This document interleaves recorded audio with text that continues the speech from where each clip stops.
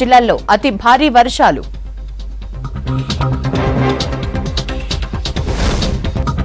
రెండు 2026 మార్చి కల్లా దేవాదుల పూర్తి చేస్తాం. ప్రాజెక్టు పరిశీలించిన Uttam, Ponguleti, Seethakka. Warangal multi special hospital budget పెంపుపై ఆరా, వివరాలు సేకరిస్తున్న విజిలెన్స్ అధికారులు. కరీంనగర్లో భూ కబ్జాలపై కఠిన చర్యలు. బీఆర్ఎస్ నేత చిట్టిబాబుతో సహా 5గురి అరెస్ట్. ఆదిలాబాద్ రిమ్స్ లో మందులన్నీ ఎలుకల పాలు. అధికారుల నిర్లక్ష్యంతో రోగులకు అందని మెడిసిన్.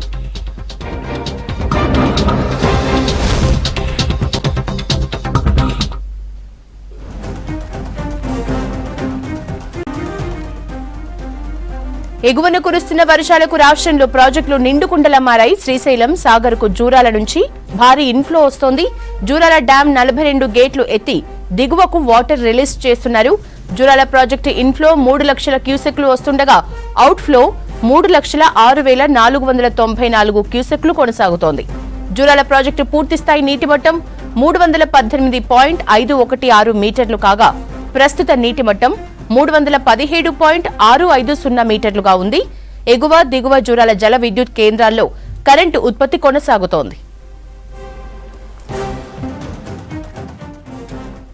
శ్రీశైలం ప్రాజెక్టు వరద కొనసాగుతోంది. 3,04,150 క్యూసెక్ల ఇన్ఫ్లో వస్తోంది. దీంతో జలాశయం 10 గేట్లు 10 అడుగుల మేర ఎత్తి 3,48,034 క్యూసెక్ల నీటిని దిగువ ప్రాంతాలకు విడుదల చేస్తున్నారు అధికారులు.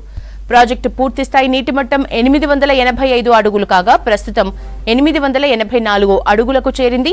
నీటి నిల్వ సామర్థ్యం 215 టీఎంసీలు కాగా ప్రస్తుతం ప్రాజెక్టులో 213 టీఎంసీల నీరుంది. కుడి, ఎడమ జల విద్యుత్ కేంద్రాల్లో విద్యుత్ ఉత్పత్తి కొనసాగుతోంది. శ్రీశైలం ప్రాజెక్టు నుంచి నాగార్జున సాగర్ డ్యాం కి వరద పోటెత్తుతోంది. భారీగా వరద వస్తుండటంతో ప్రాజెక్టు 26 గేట్లను ఎత్తి నీటిని దిగువ ప్రాంతాలకు విడుదల చేస్తున్నారు అధికారులు. సాగర్ ఇన్ఫ్లో 2,98,227 క్యూసెక్లు ఉండగా 3,32,836 క్యూసెక్ల నీటిని విడుదల చేస్తున్నారు. సాగర్ పూర్తిస్థాయి నీటి మట్టం 590 అడుగులు కాగా ప్రస్తుత నీటి మట్టం 589 అడుగులుగా కొనసాగుతోంది. నాగార్జున సాగర్ 26 గేట్లను ఓపెన్ చేయడంతో పరివాహక ప్రాంత ప్రజలు అప్రమత్తంగా ఉండాలని అధికారులు హెచ్చరికలు జారీ చేశారు.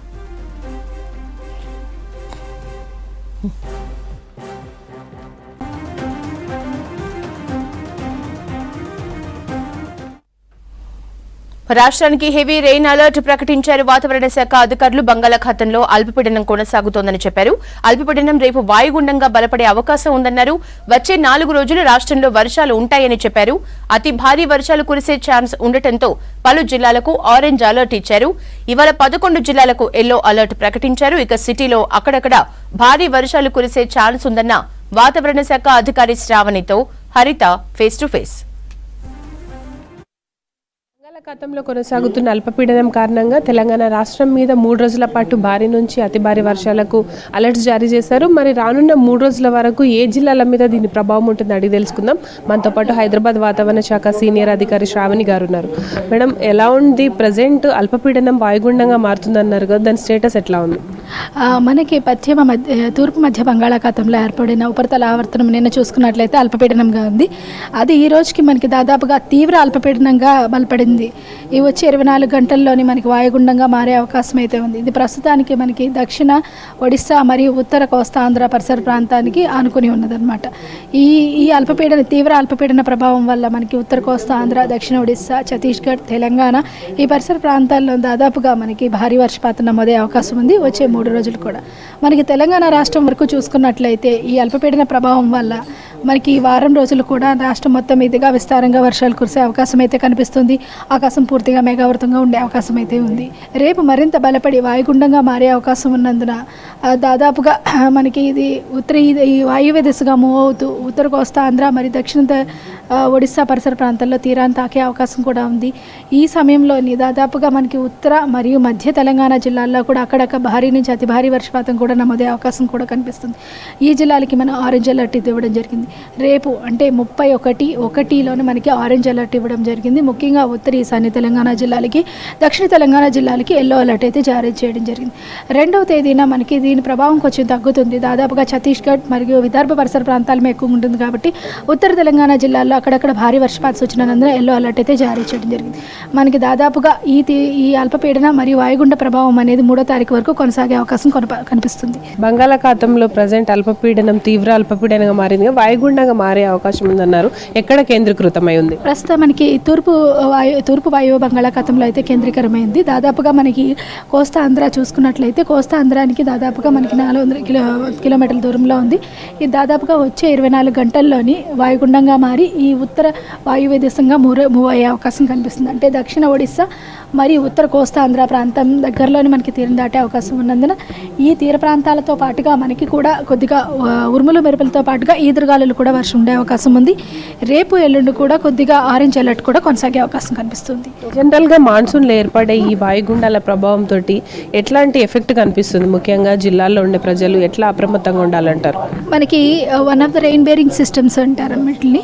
అంటే మనకి నైరుతి ఋతుపవనాల్లోని అల్పపీడనాలు వాయుగుండాల వల్లే మనకి వర్షపాతం అనేది అధికంగా వస్తుంది. ముఖ్యంగా సెంట్రల్ ఇండియా చూసుకున్నట్లయితే మనకి ఉత్తర కోస్తా ఆంధ్ర కానీ లేదంటే కోస్తా ఆంధ్ర పరిసర ప్రాంతాల్లో తీరం దాటడం వల్ల విదర్భ, ఛత్తీస్గఢ్, అంతేవిధంగా దక్షిణ ఒడిస్సా, తెలంగాణ, మరత్వాడ పరిసర ప్రాంతాలన్నింటిలోనికి మనకి సమృద్ధిగా వర్షాలు కురుస్తాయి అన్నమాట. ఈ వాయుగుండ ప్రభావం దాదాపుగా మనకి జూలై నెలాఖరులోని ఇదే విధంగా మనకి మంచి వర్షపాతం ఇవ్వడం జరిగింది. మనకి ఆగస్టు నెలాఖరులో కూడా దాదాపుగా మనకి ఇది మంచి వర్షపాతం ఇచ్చే అవకాశం ఉంది. సెప్టెంబర్ మొదటి వారం కొంచెం తగ్గిన మళ్ళీ 2వ వారం నుంచి మంచి వర్షపాతం నమోదే అవకాశం అయితే కనిపిస్తుంది. అంటే ముఖ్యంగా ఈ అతి భారీ వర్షాల నేపథ్యంలో ఉదయం అంతా కొంత మేఘావృతమైన వాతావరణం ఉంటుంది, నైట్ పూట వర్షాలు పడుతున్నాయి. ఎందుకు ఇట్లాంటి వెదర్ కండిషన్స్ ఉంటున్నాయి అనుకోవచ్చు? దాదాపుగా మూమెంట్ అనేది మనకి ఎక్కువగా ఉంటుంది. క్లౌడ్ మూమెంట్తో పాటుగా మార్నింగ్ మనకి కొద్దిగా నార్మల్గానే మనకి ఎండ కానీ లేదంటే రేడియేషన్ ఉండడం వల్ల ఏంటంటే మార్నింగ్ కొద్దిగా మేఘావృతమైన హై క్లౌడ్ మూమెంట్ ఉన్నప్పటికీ మనకి ఈవినింగ్ అనేది కొద్దిగా మనకి కన్వెక్షన్ క్రియేట్ అయ్యి ఈవినింగ్ నుంచి మనకి రెయిన్ స్టార్ట్ అవుతూ ఉంటుంది. ఎర్లీ మార్నింగ్ వరకు మళ్ళీ రెయిన్ కంటిన్యూ అవుతుంది. బట్ ఈ 4 రోజులు కూడా పూర్తిగా మేఘావృతమైన వాతావరణం, చల్లటి వాతావరణం ఉండే అవకాశం అయితే కనిపిస్తుంది. ప్రజెంట్ అయితే తెలంగాణలో తీవ్ర అల్పపీడన ప్రభావంతో వర్షాలు కురుస్తున్నాయి. అయితే రానున్న 2 రోజుల్లో ఈ అల్పపీడనం వాయుగుండంగా మారుతుంది కాబట్టి మరింతగా భారీ వర్షాలు కూడా ఉండే అవకాశం ఉందని చెప్తున్నారు. ముఖ్యంగా ఉత్తర ఈశాన్య జిల్లాల్లో ఈ వాయుగుండ ప్రభావంతో భారీ వర్షాలు అయితే కురిసే ఛాన్స్ ఉందంటున్నారు. ఇక గ్రేటర్ హైదరాబాద్ సంబంధించి రానున్న 3 రోజుల పాటు తేలికపాటి నుంచి మోస్తారు వర్షాలకు కూడా అవకాశం ఉన్నట్టు వెదర్ ఆఫీసర్స్ చెప్తున్నారు. ఇది ప్రజెంట్ తెలంగాణలో వర్షాలకు సంబంధించిన ఇన్ఫర్మేషన్. కెమెరా పర్సన్ జగన్తో హరిత, V6 news, Hyderabad.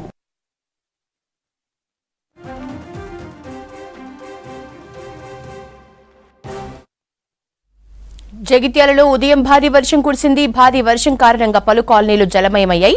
గోవిందపల్లెలోని Venkatadri Nagar bridge నీట మునిగింది. వరద నీరు బ్రిడ్జ్ పైనుంచి ఉధృతంగా ప్రవహిస్తున్నాయి. దీంతో వెంకటాద్రి నగర్, హరిహర నగర్ ఏరియాలకు రాకపోకలు నిలిచిపోవడంతో స్థానికులు ఇబ్బందులు పడుతున్నారు. ఉద్యోగులతో పాటు విద్యార్థులు బయటకు వెళ్లలేక ఇళ్లకే పరిమితమయ్యారు.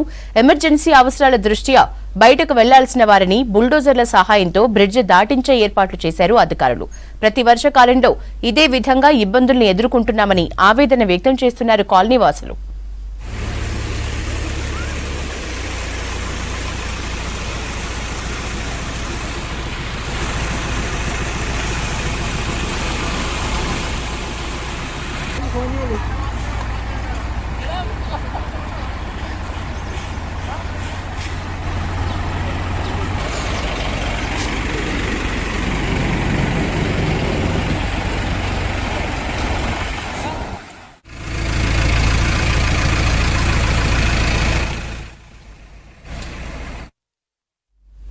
రాజన్న సిరిసిల్ల జిల్లాలోని పలు ప్రాంతాల్లో ఎడతెరిపి లేకుండా వానలు కురుస్తున్నాయి. సిరిసిల్ల, చందుర్తి, కోనరావుపేట, రుద్రంగి మండలాల్లో తెల్లవారుజాము నుంచే వర్షం పడుతోంది.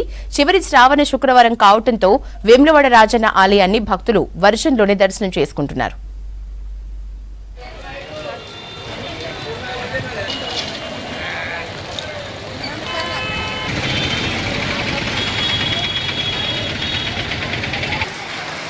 మెడిసిన్స్ నిల్వలపై ఆఫీసర్స్ నిర్లక్ష్యంతో పందికుక్కులు పాలవుతున్నాయి. సప్లై అవుతున్న మెడిసిన్స్ రోగులకు అందటం లేదు.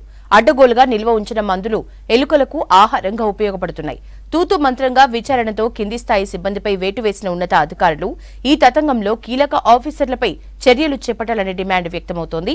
ఆదిలాబాద్ జిల్లాలో మెడిసిన్ షార్టేజ్తో రోగుల కష్టాలపై V6 రిపోర్ట్.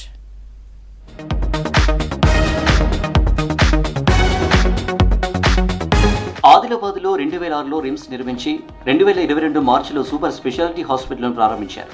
దీర్ఘకాలిక వ్యాధులతో బాధపడుతున్న రోగులకు సూపర్ స్పెషాలిటీ ట్రీట్మెంట్ కోసం చర్యలు చేపట్టారు. కానీ సప్లై చేస్తున్న మెడిసిన్స్ సరైన రీతిలో పంపిణీ కావడం లేదనే విమర్శలున్నాయి. దీర్ఘకాలిక రోగులతో పాటు అవుట్ పేషెంట్స్ మందులు లేక ఇబ్బందులు పడుతున్నారు. లక్షలు వెచ్చించి పేదలకు పంపిణీ చేయాల్సిన మందులు ఎలుకలు, పందికొక్కులకు ఆహారంగా వినియోగమవుతుంది.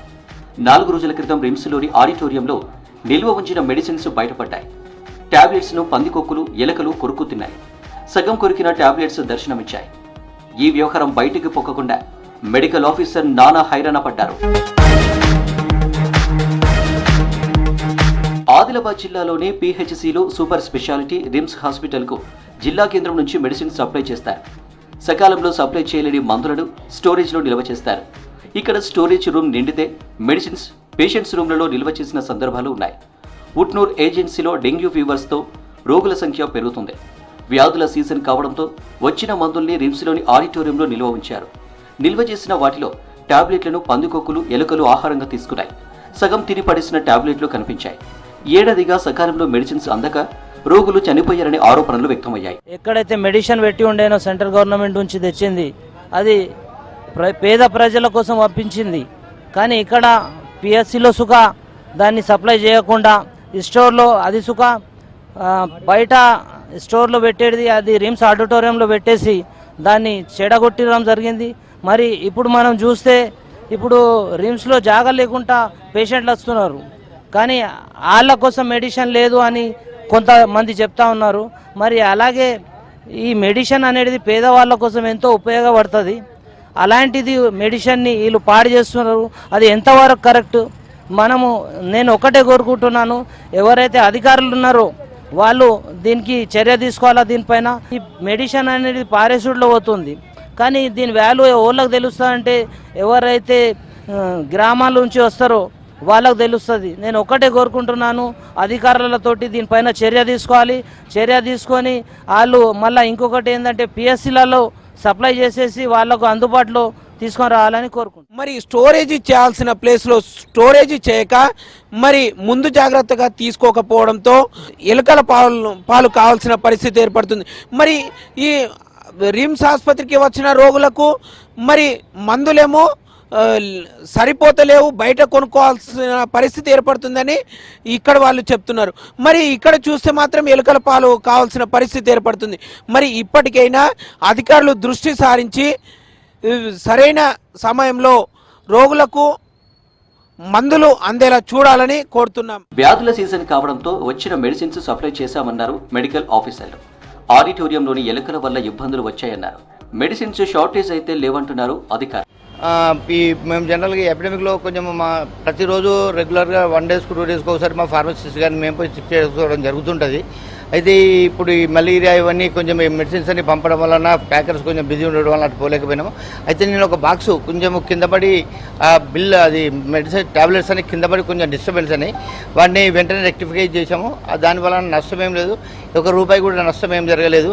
ఇంకొకటి ఎలుకలు తీసామని చెప్తున్నారు, అది కాదు. మామూలుగా ఈ కార్టూన్ బాక్సుల మీద ఎలుకలు పైన కొట్టడం జరిగింది. దాంతో ఒక బాక్స్ కూడా కానీ ఒక సిరప్ కూడా ఏం నష్టం జరగలేదు.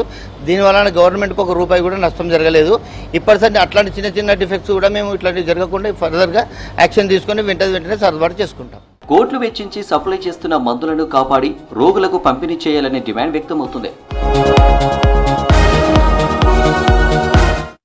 ఏడుపాయల పుణ్యక్షేత్రంలో ఎప్పుడూ ఏదో సమస్య, వివాదం, చోరీ, ప్రమాదం చోటు చేసుకుంటూనే ఉన్నాయి. ఓవైపు అరకొర వసతులు, మరోవైపు కనీస భద్రత కరువు. దీంతో భక్తులకు నిత్యం ఇబ్బందులే కాదు, నదిలో స్నానాలకు వెళ్లి ప్రాణాలు పోగొట్టుకుంటున్నారు. అధికారులు మాత్రం సరైన భద్రతా చర్యలు తీసుకోవడం లేదనే విమర్శలు వస్తున్నాయి. ఏడుపాయల దుర్గమ్మ ఆలయానికి సౌత్ ఇండియాలో మంచి గుర్తింపు ఉంది. ఇక్కడికి పొరుగు రాష్ట్రాల భక్తులు వస్తూ ఉంటారు. ఏడాది పొడవునా ఏడుపాయల వనదుర్గ అమ్మవారిని దర్శించుకుంటారు. ఏటా కోట్ల రూపాయల ఆదాయం వస్తున్నా ఆలయంలో తగిన సౌకర్యాలు లేవంటున్నారు భక్తులు. ఈ దుర్గమ్మ ఆలయానికి ఈవోని నియమించడంలో ఎండోమెంట్ డిపార్ట్మెంట్ నిర్లక్ష్యంగా వ్యవహరిస్తోందని విమర్శిస్తున్నారు. కొత్తగా వచ్చిన ఈవోలు కొద్ది రోజుల్లోనే బదిలీ అయి వెళ్లిపోతున్నారని చెబుతున్నారు. ఏడాది కాలంలో 6 ఈవోలు మారారంటున్నారు. భక్తులు సమర్పించినవి ఉంటున్నాయా పోతున్నాయా, దేవునికి ఇస్తున్నామా దొంగలకు ఇస్తున్నామా అనే విధంగా ఎలాంటి సీసీ కెమెరాలు కానీ దానికి విధించిన దానికి సంబంధించిన రికార్డ్స్ కానీ ఏమున్నాయి, ఏమి ఇచ్చారు, భక్తులు ఎంత వచ్చినాయి, ఎక్కడున్నాయి, అవి ఎవరి ఆధీనంలో ఉంటున్నాయి, గవర్నమెంట్ ఆధీనంలో ఉంటున్నాయా, వ్యక్తిగతంగా భద్రత ఏవో దగ్గర ఉంటున్నాయా, వేరు రాజకీయ నాయకుల దగ్గర ఎక్కడ ఉంటున్నాయి అనేది విశదీకరించి అవి ఎక్కడుంటున్నాయని తెలిపితే భక్తులు కూడా విశ్వాసం పెరుగుతుంది. ఆదివారాలు సెలవు రోజుల్లో 20 నుంచి 30 వేల మంది భక్తులు ఈ ఆలయానికి వస్తుంటారు. మాఘ అమావాస్య జాతరకు 1,00,000 మంది వరకు, 3 రోజులు జరిగే మహాశివరాత్రి జాతరకు 7-8 లక్షల మంది వరకు భక్తులు వస్తూ ఉంటారు. ఆలయ పరిసరాల వ్యాపారాల టెండర్ల నిర్వహణ, ప్రసాదాల తయారీ, మాఘ అమావాస్య, మహాశివరాత్రి జాతర, శరన్నవరాత్రి ఉత్సవాల నిర్వహణలో అధికారులు విఫలమవుతున్నారని భక్తులు మండిపడుతున్నారు. ఈ గవర్నమెంట్ ఏవైతే పాత సత్రాలు ఉన్నాయో వాటి రేకులన్నీ ఇరిగిపోయినాయి. చాలా మటుకు నిధులు ఇస్తున్నాం అని చెప్తున్నారు. ఇప్పుడు కొత్త కాంగ్రెస్ ప్రభుత్వం ఏర్పడ్డది. వీళ్ళు కూడా కొంచెం నిధులు కేటాయించి ఆ పాత ఏవైతే సత్రాలు ఉన్నాయో వాటిని మరమ్మతులు చేకూరిస్తే ఇప్పుడు బయట ఒక రూమ్కి 5,000, 6,000, 7,000 దాకా నడుస్తున్నారు. కనుక ఇదే పాత సత్రాలకు గనక మరమ్మతులు చేపించిస్తే మనకు 500, 1,000 రూపాయలు లోపిస్తే ప్రజలకు చాలా ఉపయోగకరంగా ఉంటుంది. ఈ నెలలో మండపానికి ఉన్న ఇనుప గ్రిల్ను ధ్వంసం చేసి లోపలికి ప్రవేశించి 2 హుండీలను ఎత్తుకెళ్లారు దొంగలు. హుండీ తాళాలు పగలగొట్టి నగదు, వెండి, బంగారు కానుకలను చోరీ చేశారు. 30 సీసీ కెమెరాలున్నాయని చెబుతున్నా వీటిలో 4-5 పనిచేస్తున్నాయంటున్నారు భక్తులు. గతంలోనూ చోరీలు జరిగాయి. 6 నెలల్లో 10 నుంచి 12 మంది భక్తులు ఏడుపాయల్లో స్నానం చేస్తూ నీట మునిగి చనిపోయారు. అయినా పట్టించుకునేవారు కరువయ్యారని భక్తులు ఆవేదన వ్యక్తం చేస్తున్నారు. తాత్కాలికంగా ఏర్పాటు చేసేందుకు నిధులు కేటాయిస్తారు, కథం అక్కడ కమిషన్లు తీసుకుంటారు, వెళ్ళిపోతారు. పర్మనెంట్ స్ట్రెచ్చర్స్ ఉండదు. పబ్లిక్ మన అక్కడ ఉన్న భక్తులకు ఎలాంటి సౌకర్యాలు ఉండవు. పోలీస్ పికెటింగ్ లేని దేవస్థానం అంటే మన ఏడుపాయల దేవస్థానం. దాని పెట్రోలింగ్ ఎవరు చేస్తారు, ఎప్పుడు వస్తారు, ప్రైవేట్ సెక్యూరిటీ చేతిలో ఉంది తప్ప అక్కడ పోలీస్ పికెటింగ్ లేదు. ఇప్పటికి పర్మనెంట్ పోలీస్ స్టేషన్ లేదు. ఎప్పుడు వస్తారో పెట్రోలింగ్కి, ఎప్పుడు పోతారో పెట్రోలింగ్కు అక్కడ మినిమమ్ నైట్ టైం ఒక 4-3 టైమ్స్ చేయాలి. ఏదో 12 గంటలకు ఇట్లా వచ్చి అట్లా వెళ్ళిపోతారు. వాళ్ళు వెళ్ళిపోగానే ఈ దొంగలు వీళ్ళ పని వీళ్ళు చేస్తారు. దుర్గామాతకు విలువైన బంగారు, వెండి ఆభరణాలున్నాయి. ఇంత ప్రాధాన్యమున్న ఆలయం దగ్గర తగిన భద్రత లేదంటున్నారు భక్తులు. ఆలయం దగ్గర పటిష్టమైన సెక్యూరిటీ ఏర్పాటు చేయాలంటున్నారు. 3 ఏళ్ల కిందట అవుట్ పోస్ట్ ఏర్పాటు చేశారు, కానీ అక్కడ రెగ్యులర్ గా పోలీసులు ఉండడం లేదు. ఆదివారాలు వీఐపీలు వచ్చిన సందర్భాల్లోనే పోలీసు బందోబస్తు ఉంటుంది. రెగ్యులర్ గా సెక్యూరిటీ ఏర్పాటు చేయడంతో పాటు ఆలయ ప్రాంగణంలో సీసీ కెమెరాలను ఏర్పాటు చేయాలంటున్నారు భక్తులు. పేద మధ్యతరగతి ప్రజల ప్రయాణ సాధనం ఆర్టీసీ బస్ మాత్రమే. ఎక్కడికి వెళ్లాలన్నా తమ ప్రయాణానికి సురక్షిత వాహనంగా బస్సునే ఎంచుకుంటారు. ఓవర్లోడ్ ప్రయాణాలు ఇప్పుడు వారిని ప్రమాదంలోకి నెడుతున్నాయి. ఇటీవల బస్సు ప్రయాణాలు పెరగటం, అందుకు తగ్గ కొత్త బస్సులు రాకపోవడంతో ఇబ్బందులు తప్పటం లేదు.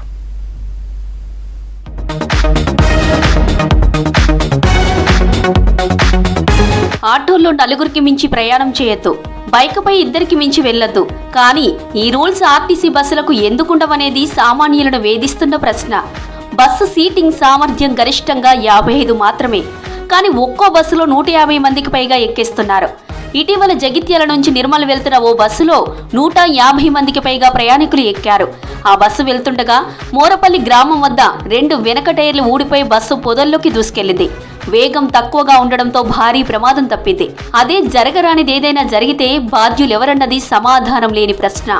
మరో రోజు నిర్మల్ డిపోకు చెందిన పల్లె వెలుగు బస్సు నిర్మల్ నుంచి జగిత్యాలకు వెళ్తుండగా రాయికల్ గ్రామం వద్దకు చేరుకోగానే బస్సు టైరు పెద్ద శబ్దంతో వెళ్ళిపోయింది.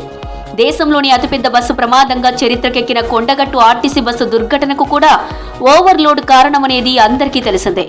65 మంది ప్రయాణికులు మృత్యువాత పడి దాదాపు 30 మంది దాకా తీవ్రంగా గాయపడిన ఈ ప్రమాదం రోజున బస్సులో ఎక్కిన ప్రయాణికుల సంఖ్య 140కి పైగానే అంటే నమ్ముతారా? కొండగట్టు బస్సు ప్రమాదం తర్వాత చాలా కాలం పాటు ఓవర్లోడ్ ప్రయాణాలు జరగకుండా చర్యలు తీసుకున్నారు. ఇప్పుడు మళ్లీ పరిస్థితి మొదటికొచ్చింది.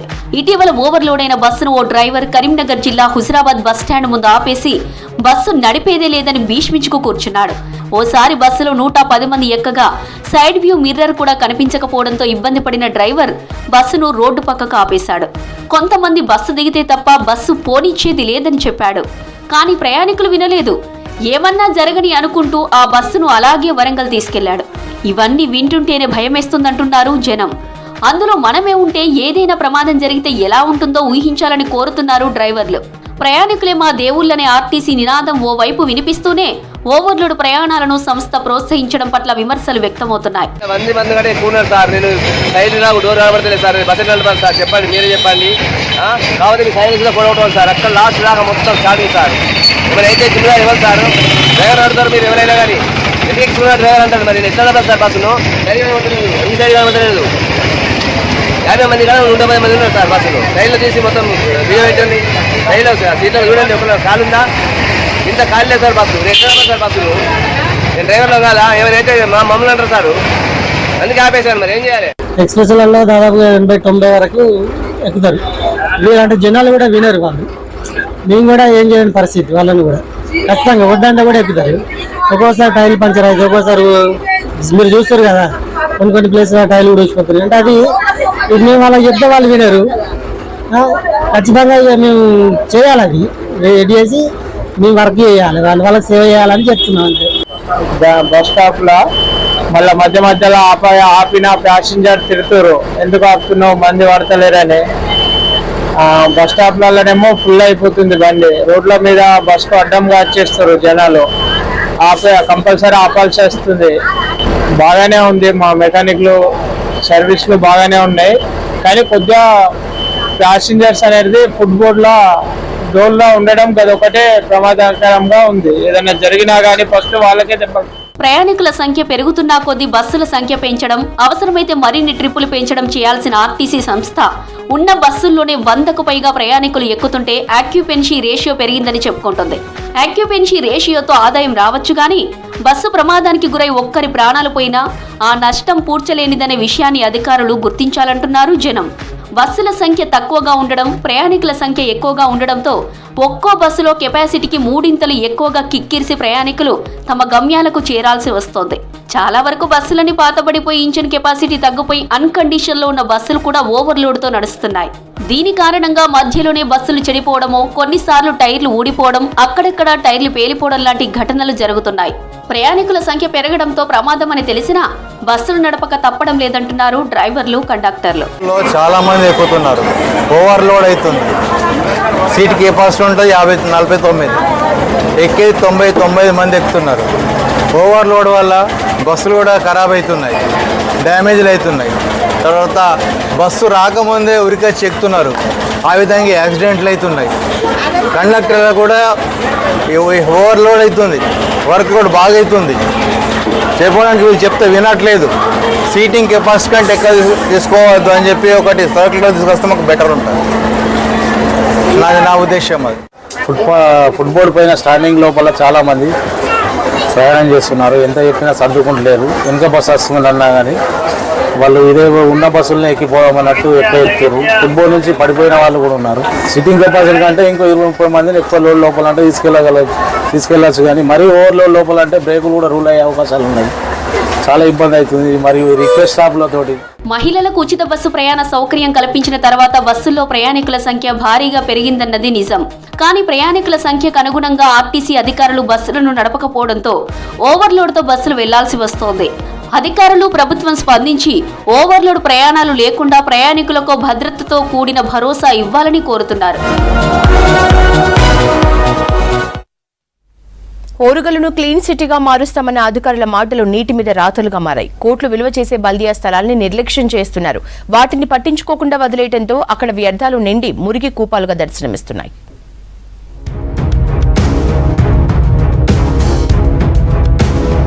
వరంగల్లోని మున్సిపల్ సర్కిల్ కార్యాలయం ముందు పెద్ద గొయ్యి అధికారుల నిర్లక్ష్యానికి అద్దం పడుతోంది. గ్రేటర్ వరంగల్ మున్సిపల్ కార్పొరేషన్ కు స్థలాలున్నాయి. కొన్ని చోట్ల ప్రజల అవసరాలకు అనుగుణంగా కార్యాలయాలు నిర్మించాలని, మరికొన్ని చోట్ల మల్టీలెవెల్ కమర్షియల్ కాంప్లెక్స్లు కట్టాలని ప్లాన్లు వేశారు. వరంగల్ నగరంలోని మున్సిపల్ కార్పొరేషన్ వద్ద బహుళ అంతస్తుల భవనం నిర్మిస్తామని పెద్ద గొయ్యి తవ్వి గాలి కుదిలేశారు. హన్మకొండలోని పాత మున్సిపాలిటీ భవనం స్థలంలో కమర్షియల్ కాంప్లెక్స్ నిర్మాణం చేయడం వల్ల కార్పొరేషన్ కు భారీగా ఆదాయం సమకూరడంతో పాటు ట్రాఫిక్ పార్కింగ్ సమస్యలకు కొంత పరిష్కారం లభిస్తుందని 2 దశాబ్దాల కింద అధికారులు అంచనా వేశారు. కమర్షియల్ కాంప్లెక్స్ల నిర్మాణాన్ని జీడబ్ల్యూఎంసీ పాలకవర్గం అధికారులు పట్టించుకోకపోవడంతో స్థలాలు ఖాళీగా దర్శనమిస్తున్నాయి. వర్షాలు కురిస్తే వరద నీరు, మురికి నీరు చేరి దుర్వాసన వెదజల్లుతోంది. ఇలాంటి ఓపెన్ ల్యాండ్లు, మున్సిపాలిటీ సంబంధించినటువంటి ఓపెన్ ల్యాండ్లు ఈ సిటీలో చాలా ఉన్నప్పటికీ కూడా వీటి మున్సిపాలిటీ అధికారులు కానీ టౌన్ ప్లానింగ్ అధికారులు కానీ ఎవరు కూడా దీన్ని సరిగ్గా ఉపయోగకరంగా తీసుకురాకపోవడం వల్ల ప్రజలకు చాలా ఇబ్బందులు జరుగుతూ ఉన్నాయి. నగర పౌరులుగా మా విజ్ఞప్తి ఏంటంటే అధికారులకి ఇటువంటి ఖాళీగా ఉన్నటువంటి ప్రాంతాలని, ప్లాట్లని, ఓపెన్ ప్లాట్లు అన్ని కొట్టినా మీరు దాన్ని ఉపయోగకరంగా ప్రజలకు ఏదో రకంగా ఉపయోగకరంగా ఉండేటట్టు, లేదా కనీసం ఉపయోగం లేనప్పుడు కూడా కనీసం దాన్ని నీట్గా క్లీన్గా పెట్టేటట్టు అన్న ప్రయత్నం చేయండి. రెండో రాజధానిగా విస్తరిస్తున్న వరంగల్ నగరంలో జాతీయ, అంతర్జాతీయ స్థాయి షాపింగ్ మాళ్లు, సినిమా థియేటర్లు, హోటళ్లు, బహుళ అంతస్తుల భవనాలు వెలుస్తున్నా సరైన పార్కింగ్ వ్యవస్థ లేకపోవడంతో వాహనాల రాకపోకలకు తీవ్ర ఇబ్బంది కలుగుతోంది. 2004లో ఇక్కడ multi level commercial parking complex నిర్మించాలని తీర్మానించారు. రాజీవ్ నగర బాటలో భాగంగా అప్పటి సీఎం వైఎస్ రాజశేఖర్ రెడ్డి 2005లో షాపింగ్ కాంప్లెక్స్ కు శంకుస్థాపన చేశారు. 2012లో కూడా మరోమారు 5 అంతస్తుల multi level parking commercial complex నిర్మాణానికి పబ్లిక్ ప్రైవేట్ పార్ట్నర్షిప్ పద్ధతిలో టెండర్లు పిలిచారు. కానీ ఆ కాంప్లెక్స్ నిర్మాణం కార్యరూపం దాల్చలేదు. 2 దశాబ్దాల కాలంగా 6000 గజాల స్థలం నిరుపయోగంగా పడి ఉంది. సుమారుగా 650 కోట్ల 12 లక్షల రూపాయల ఆదాయం ఉన్న ఈ గ్రేటర్ వరంగల్లో కానీ మున్సిపాలిటీ ఆఫీసులు, గెస్ట్ హౌజులు, ఆస్తులు మాత్రం చెత్తతో పెరిగిపోయిన పరిస్థితి ఉంది.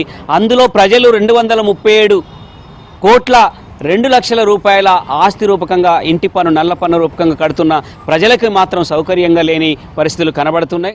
హన్మకొండ పబ్లిక్ గార్డెన్ సమీపంలో బల్దియా గెస్ట్ హౌస్ ఉంది. గెస్ట్ హౌస్ శిథిలావస్థకు చేరింది. హోటల్ నిర్మించేందుకు 2005లో శంకుస్థాపన చేసినా కార్యరూపం దాల్చలేదు. గెస్ట్ హౌస్ స్థలం, బల్దియా వాహనాల పార్కింగ్ స్థలం వ్యర్థాలకు కేరాఫ్గా మారింది. ఆ ఖాళీ స్థలం చెత్తా చెదారం, పిచ్చి మొక్కలతో దుర్వాసన వెదజల్లుతుందని నగర వాసులు వాపోతున్నారు. మురికి కూపాలుగా మారిన స్థలాల్లో మురికి నీరు లేకుండా ఉండేలా చర్యలు చేపట్టాలని కోరారు. ప్రజలకు ఈరోజు సూక్తులు చెప్పేటువంటి అధికారులు తమ చుట్టూ ఉండేటువంటి కార్యాలయాలలో మీరెందుకు పరిసరాలని శుభ్రంగా ఉంచట్లేదు, వాటికి మీ బాధ్యత కాదా అనేటువంటిది మేము అడుగుతా ఉన్నాం. కాబట్టి మేము డిమాండ్ కూడా చేస్తున్నాం. ఈరోజు పార్కింగ్ స్థలాలకు ఉపయోగించాల్సినటువంటి స్థలాలలో పిచ్చి మొక్కలు పెడతా ఉన్నారు. ఈరోజు తవ్వి వదిలిపెడతా ఉన్నారు, కార్యాలయం కడతామని. అక్కడ నీరు స్టోరేజ్ అవుతూ ఉన్నారు, దోమలు పెరుగుతూ ఉన్నాయి. ఈరోజు పందులు, ఇలా కుక్కలు ఇలాంటి స్థావరాలు ఏర్పాటు చేసుకుంటా ఉన్నాయి. కాబట్టి ప్రభుత్వ అధికారులే నిర్లక్ష్యంగా ఈరోజు వ్యవహరిస్తా ఉన్నారు. గ్రేటర్ వరంగల్ మున్సిపల్ కార్పొరేషన్ అధికారులు, ప్రజాప్రతినిధులు పరిశుభ్రత, పచ్చదనం పాటించాలని చెప్పడం వరకే పరిమితం కాకుండా పాటించాలని నగరవాసులు కోరుతున్నారు.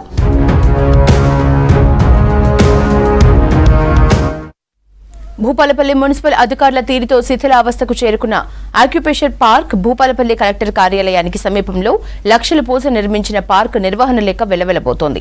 యాంటీ సోషల్ యాక్టివిటీలకు పార్క్ అడ్డాగా మారడంతో పర్యావరణ ప్రేమికులు ఆగ్రహం వ్యక్తం చేస్తున్నారు.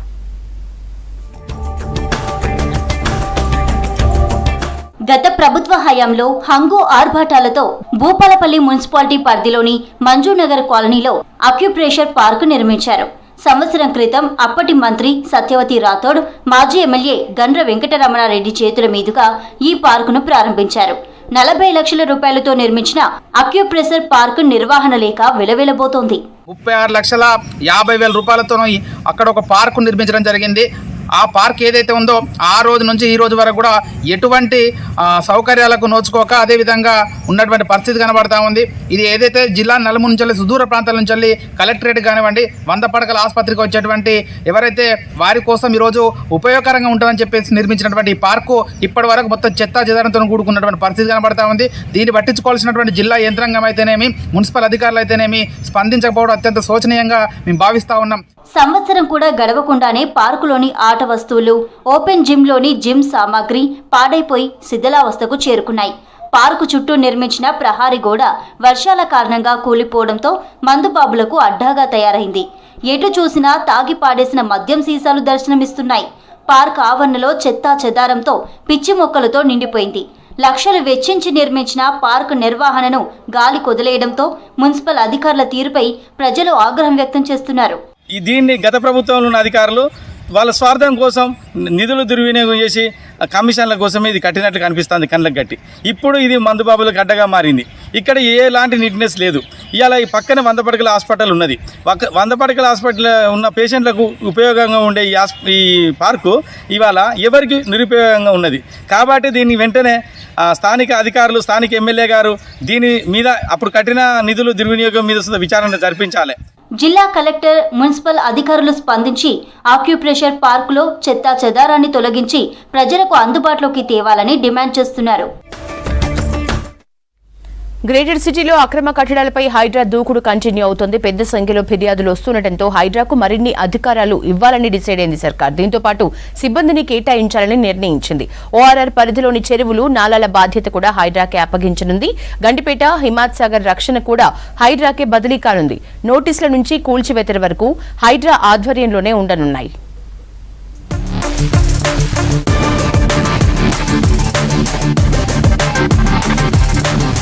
హైడ్రాకు మరిన్ని అధికారాలు కల్పించాలని రాష్ట్ర సర్కారు నిర్ణయించింది.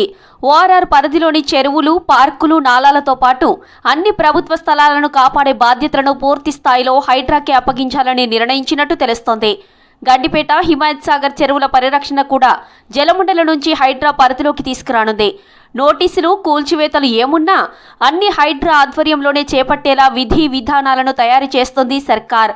కోర్టుల్లో చిక్కులు రాకుండా, భవిష్యత్తులో ఇబ్బందులు లేకుండా ఉండేందుకు ప్రభుత్వం హైడ్రాకు ఫుల్ పవర్స్ ఇచ్చేందుకు డిసైడ్ అయినట్టు సమాచారం.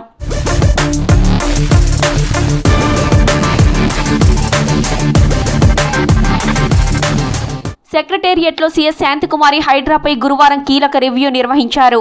చెరువుల్లో ఆక్రమణల తొలగింపు, ప్రభుత్వ ఆస్తుల రక్షణపై హైకోర్టు జారీ చేసిన ఆదేశాలను పరిగణలోకి తీసుకుంటున్నారు. గవర్నమెంట్ ల్యాండ్, చెరువులు, ప్రభుత్వ ఆస్తులను కాపాడేందుకు హైడ్రాకు మరిన్ని అధికారాలు, సిబ్బందిని నియమించడంపై చేపట్టాల్సిన చర్యల గురించి అధికారులతో సీఎస్ చర్చించారు. సమగ్ర కార్యాచరణ ప్రణాళిక రూపొందించాలని అధికారులను ఆదేశించారు సీఎస్. చెరువులు, కుంటలు, పార్కులు, ప్రభుత్వ స్థలాల ఆక్రమణల తొలగింపుపై ప్రస్తుతం ఇరిగేషన్ డిపార్ట్మెంట్, జీహెచ్ఎంసీ, మున్సిపల్ శాఖ, పంచాయతీరాజ్ శాఖ, వాల్టా తదితర విభాగాలు వేర్వేరుగా నోటీసులు జారీ చేస్తున్నాయి. దీంతో కొంత కన్ఫ్యూజన్ ఏర్పడుతుందని సీఎస్ అభిప్రాయపడ్డారు. దీన్ని నివారించేందుకు ఓఆర్ఆర్ పరిధిలోని అన్ని ఆక్రమణల తొలగింపు నోటీసులను హైడ్రాతోనే జారీ చేసేలా విధి విధానాలు ఖరారు చేయాలని మున్సిపల్ శాఖ చీఫ్ సెక్రటరీని ఆదేశించారు సీఎస్ శాంతికుమారి.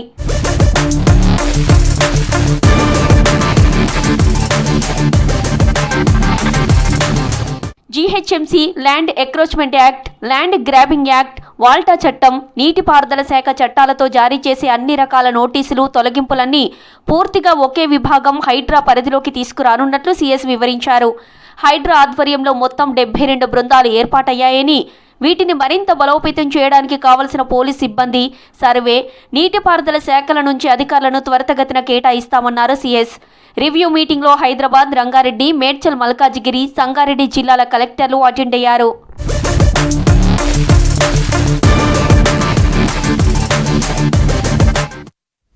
ఇవి Telangana updates. Stay tuned to V6 news as it is.